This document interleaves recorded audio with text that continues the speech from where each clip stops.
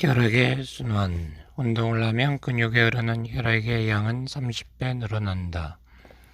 몸이 안정적일 때 심장에서 가장 많은 혈액이 공급되는 단일 기관은 심장이다. 1분 동안 좌심실에서 나온 혈액 5리터가 가운데 23% 1.2리터가 심장으로 간다. 다음으로 많은 것은 위나 소장 등의 소화관이고 뇌와 근육으로도 많이 간다. 간으로 가는 혈액 공급 경로에는 심장에서 직접 오는 경로 고유간동맥과 위를 지나서 오는 경로 문맥의 두 가지가 있다. 그들을 합하면 심장에서 나온 혈액의 약 28%가 공급되어 간이야말로 가장 많은 혈액이 공급되는 기관이다. 혈액 공급량이 7배가 되는 심장의 순발력. 몸의 상태에 따라 혈액의 공급량은 변한다.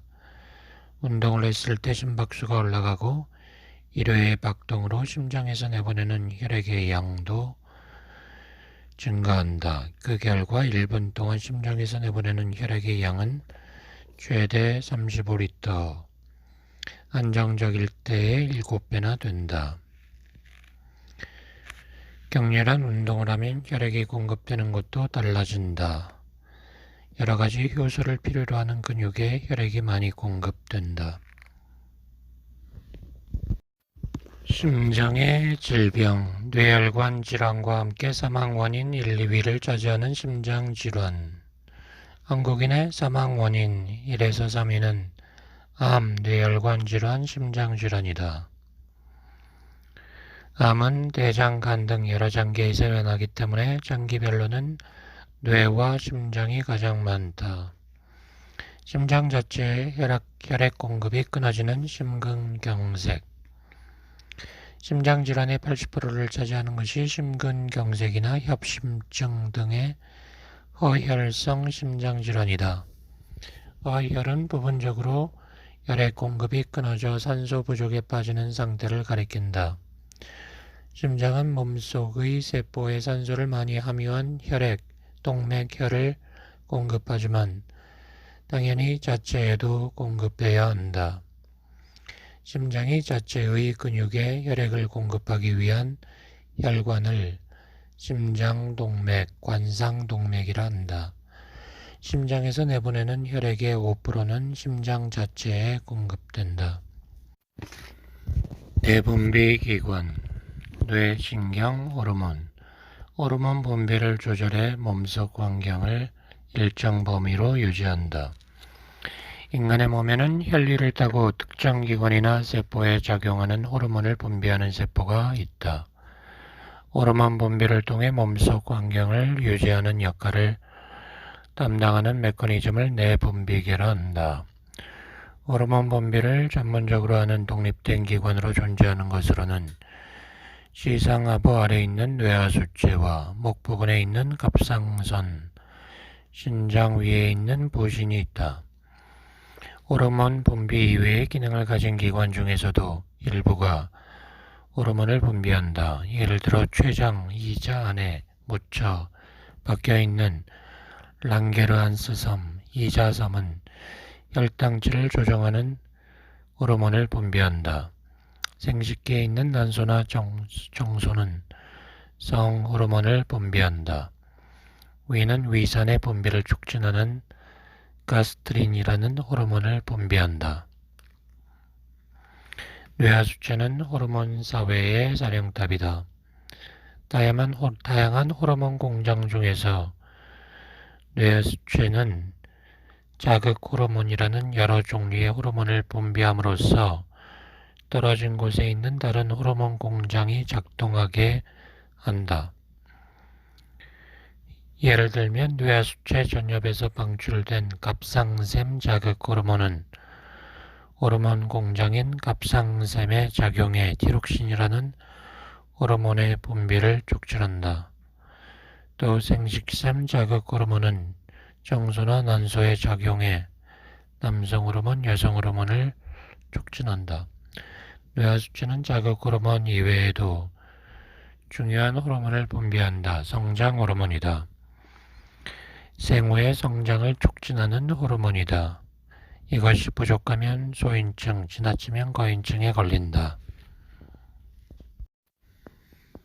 신진대사를 촉진하는 갑상선. 목 앞에 있는 신체의 신진대사를 촉진하는 갑상선 호르몬 디록신, 트리이오드, 사이로닌을 분비한다. 이들 호르몬은 음식물에 포함된 요오드를 원료로 합성된다. 갑상샘의 여포 옆에는 여포곁세포, C세포라고도 하는데 여포곁세포가 있어 뼈에 칼슘을 침착시켜 혈중 칼슘 농도를 저하시키는 기능을 하는 호르몬인 칼시토닌을 분비한다. 인슐린이 제 기능을 하지 못하게 되는 당뇨병. 췌장, 이자에는 두 가지 중요한 역할이 있다. 하나는 녹말, 단백질, 지방 등 물질을 소화할 수 있는 소화액, 췌장액을 만들어 소장에서 분비하는 일이다. 또 하나는 혈중 포도당의 양, 즉 혈당치를 조절하는 것이다. 췌장에 있는 랑게르한스섬, 이자섬이라는 기관의 세포는 모세혈관으로부터 고혈당이라는 정보를 얻으면 혈당치를 내리는 호르몬인 인슐린을 분비한다. 식사 후에는 장으로부터 포도당이 흡수되어 혈당치가 높아지지만 인슐린의 작용에 의해 백색 지방세포나 근육이 포도당을 받아들여 간에서의 글리코겐 합성이 진행됨으로써 혈당치의 값은 정상 범위로 내려간다. 남은 영양분을 비축해두기 위한 기능이다.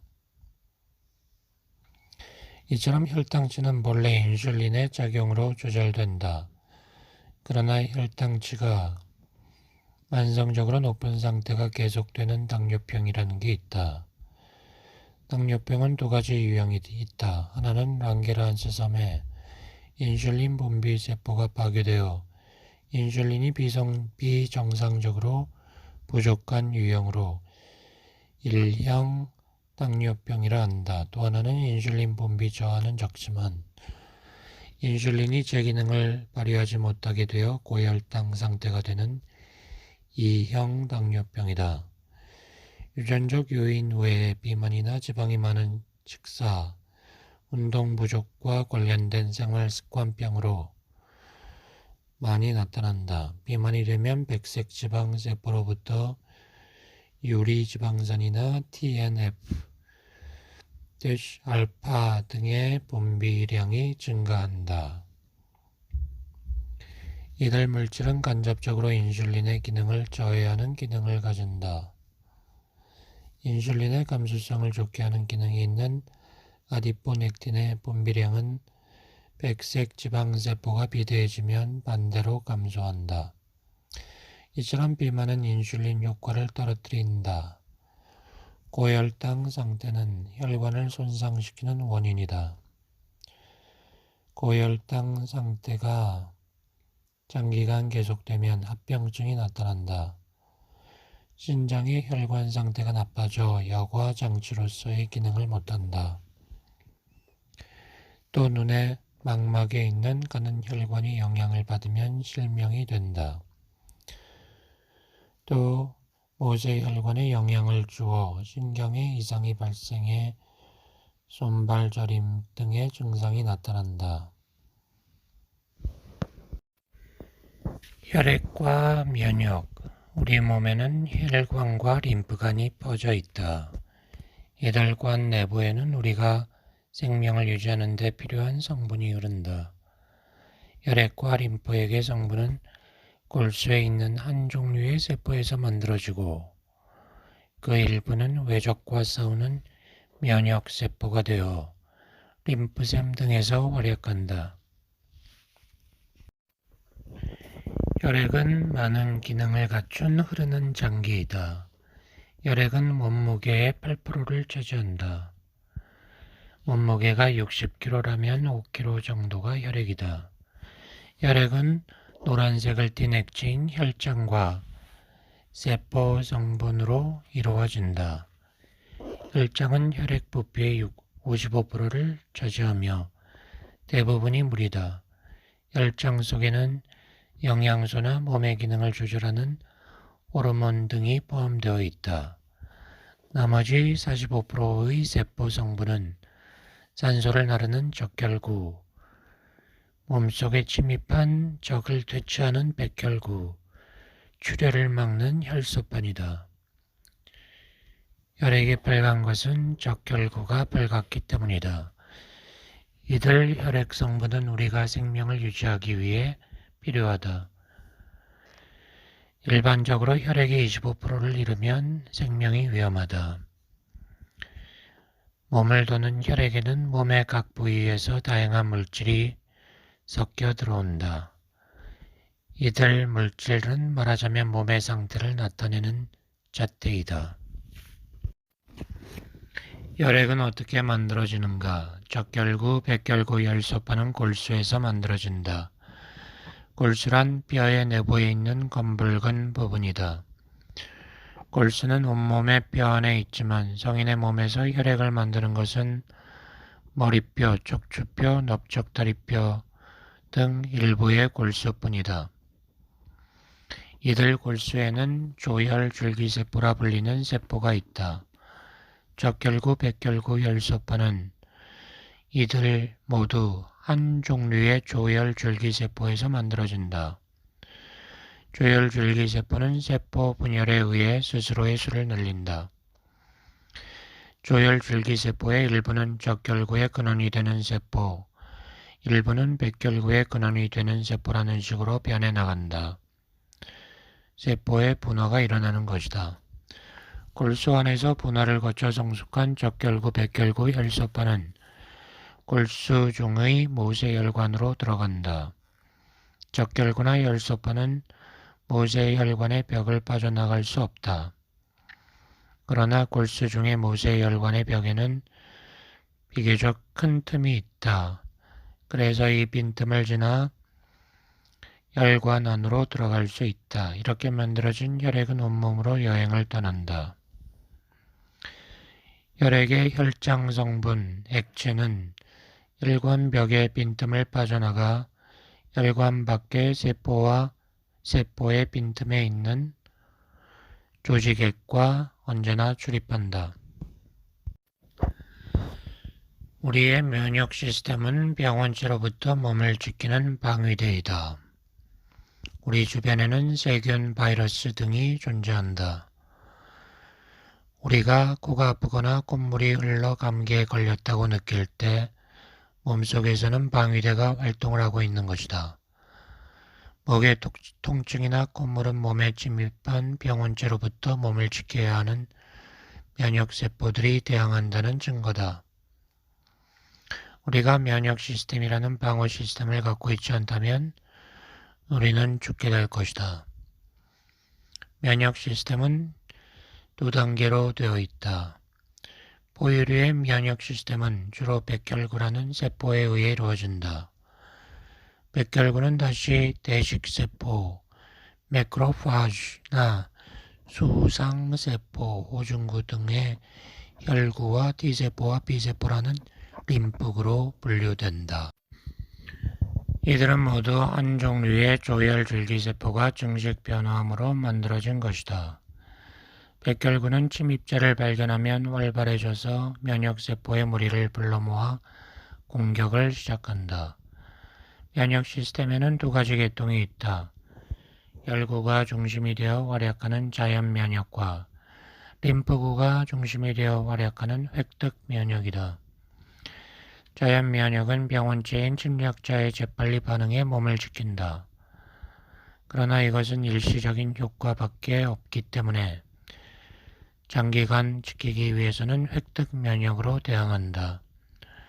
자연면역은 태어날 때부터 자연적으로 갖추어진 면역, 획득면역은 한 번 침입한 병원체를 장기간 기억하기 위해 획득한 면역이다.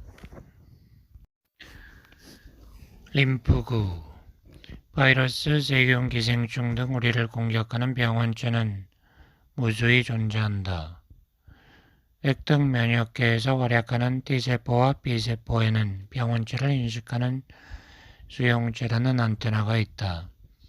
또 B세포에서는 수용체가 세포 밖으로 분비되어 항체라는 무기도 된다. 사실 우리는 태어나면서부터 천조 종류의 항체를 가지고 있다. 항체는 열쇠와 열쇠 구멍처럼 특정한 한 가지 물질에 결합할 수 있다.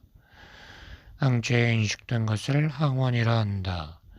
항체는 세균이나 바이러스 같은 병원체 정보 등을 항원으로 인식한다.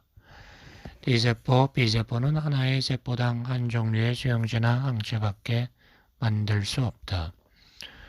천조 종류의 T세포나 B세포가 미리 있는 셈이다. 면역 시스템에서는 침입한 병원체를 인식할 수 있는 T세포나 B세포만을 활성화해 그 병원체에 대항할 수 있는 세포를 늘려가는 전략을 택한다. T세포나 B세포의 일부는 공격이 끝나면 그 병원체의 정보를 기억한 기억세포로서 비축된다. 그럼으로써 같은 병원체가 침입했을 때 재빠르게 공격한다. 이것이 한 번 감염증에 걸리면 두 번째는 가볍게 지나가는 면역의 기원이다. T세포는 가슴샘에서, B세포는 골수에서 성숙된다. B세포는 조혈줄기세포가 있어 적결구나 다른 많은 백결구 등이 만들어지는 골수 안에서 분화된다. T세포는 골수에서 어느 정도 분화한 다음 혈액을 타고 운반되어 가슴샘 속에서 분화된다. T세포와 B세포는 혈액과 림프액을 타고 순환한다. 가슴샘이나 골수에서 탄생한 T세포, B세포는 몸속 어디에 있겠는가? 몸매는 혈관 외에 림프관이 펼쳐져 있다. 몸속의 모든 조직에서 모세 림프관으로 시작해 점차 모여 림프관이 되고 쇄골 밑에서 정맥과 연결된다. 모세 림프관은 모세 혈관보다 내피세포의 결합이 약해 물질이 들어가기 쉽다. 모세 혈관으로부터 몸의 조직으로 스며들어간 조직액의 일부가 모세 림프관으로 들어간 것이 림프액이다. 림프액은 엷은 노란색 액체로 면역의 중심 역할을 하는 림프구를 주성분으로 하는 유형 성분도 포함된다. 그것이 느린 속도로 흘러가 밑장뼈 밑에 정맥에서 흡수되는 것이다. 림프샘은 전투의 거점이다. 림프구가 많이 모이는 곳은 림프관의 도중에 있는 림프샘이나 위쪽에 있는 누에콘과 비슷한 모양의 비장, 편도 등의 말초 림프 조직이 있는 림프 소절이다. 그러나 이들 세포는 한 군데 머물러 있는 게 아니다. 혈액과 림프액의 흐름을 타고 순환한다. 순환하면서 어떤 림프샘에서 외부로부터 침입한 병원체를 만나면 T세포, B세포에 의한 방어전이 시작한다. 감기에 걸려 림프샘이 부었다는 것은 그곳에서 전투가 일어나 혈구나 림프구가 모여있는 상황이다. 편도 역시 림프샘과 같은 기관으로 그곳이 부은 것은 면역세포들이 싸우고 있다는 증거이다. 면역세포가 모여 T세포와 B세포를 무장시킨다. 림프샘은 림프관 곳곳에 있는 쌀알 내지 콩 크기의 기관으로 인간 몸에 300개, 600개 정도가 있다. 림프샘에는 림프강이라 불리는 림프가 지나가는 길이 있고 그곳에서는 돌기가 있는 별 모양의 세포, 세망세포가 연결되어 그물눈을 만든다. 림프샘에서는 세망세포의 틈 사이에 자연면역세포의 일종인 대식세포나 수상세포가 대기한다. 대식세포나 수상세포는 통과하는 림프 속의 이물질들을 포착해 항원 정보로서 림프구에 정보를 제공한다. 림프샘은 백등 면역에 의한 방어 기제이기도 하다. 림프샘에서는 면역의 중심적 역할을 하는 림프구가 림프관을 통해 순회한다. 이곳에서 대식세포나 수상세포가 처리한 이물질 정보와 일치하는 항원 수용체를 지닌 헬퍼 T세포와 만나면 활성화되고 증식해서 수를 늘린다. 그리고 항체를 만드는 B세포나 킬러 T세포의 증식을 도와 면역 반응에 필요한 세포 집단을 만들어 감염된 장소나 림프샘에서 면역 반응을 일으킨다. 또 병원체의 정보를 얻은 일부 T세포나 B세포는 기억세포가 되어 림프샘에 남아 다음에 같은 병원체가 올 때를 대비한다.